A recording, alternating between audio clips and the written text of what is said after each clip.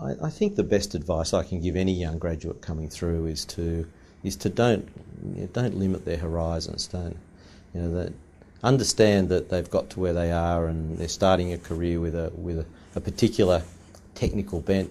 That's a great place to start a career, but don't think that that's where your career should end.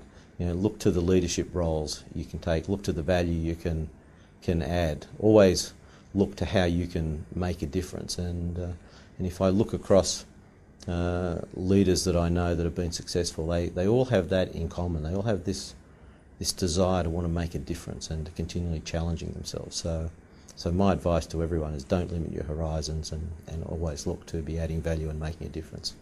It's really general career advice. I would offer it to any graduate, and that is, in a nutshell, follow your heart, do what you care about, do what you're passionate about, and everything else will follow from that. You don't want to be in a situation where you don't enjoy what you're doing.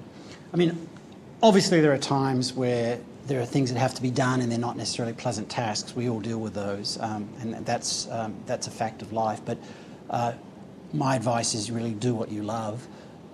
Sometimes that will mean joining a company, an existing company such as a Google.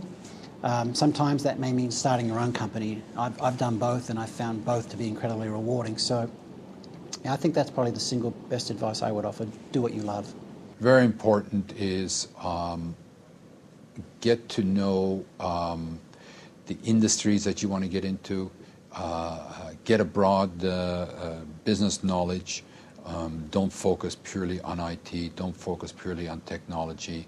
The technology is just an add-on, okay? It's not the means to the end. You will not get another opportunity like you'll get in government. 104 or 100 odd agencies to work in, every one of them with something different to offer.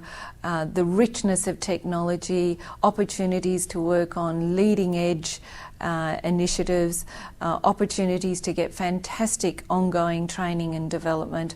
There is no better place to do it. And you can have a career in the APS, but jobs across 100 odd different environments. I think the most important thing is, first of all, understand your passion. I mean, IT is a big business, so which part of the business are you passionate about? Because I think it's first about here and then about here. And obviously, they've got to be reasonably smart to be in the business.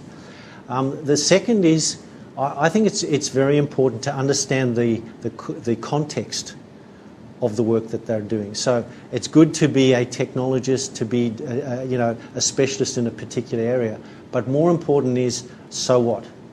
What is the context of whatever it is that they're involved with going to do in a positive and constructive way?